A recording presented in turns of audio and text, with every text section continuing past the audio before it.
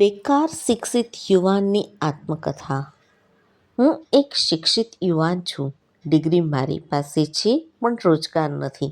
મારા હાથમાં પ્રમાણપત્ર છે, પરંતુ હાથમાં કામ નથી. મારા માતા પિતાએ મને ભણવા માટે પોતાની ઈચ્છાઓ ત્યાગી. મને વિશ્વાસ હતો કે શિક્ષણ મને સફળ બનાવશે, પરંતુ આજે હું સમાજમાં બેકાર તરીકે ઓળખાઉં છું. શાળામાં હું હંમેશા સારો વિદ્યાર્થી હતો. શિક્ષકો કહેતા, આ છોકરો કંઈક બનશે.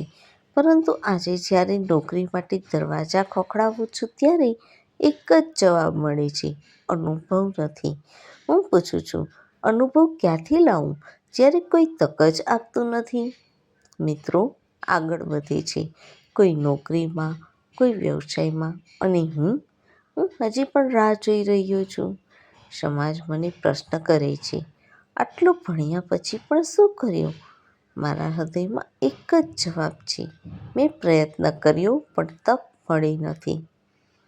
છતાં પણ હું હાર માનતો નથી, કારણ કે શિક્ષણ માત્ર નોકરી માટે નથી, પરંતુ વિચાર કરવા, સમજવા અને આગળ વધવા માટે છે.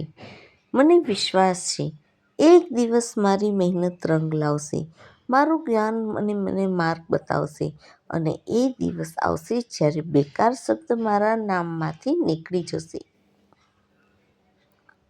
હું બેકાર નથી, હું ફક્ત અવસરની રાહ જોઈ રહ્યો છું. મને પણ નોકરી જરૂર મળશે.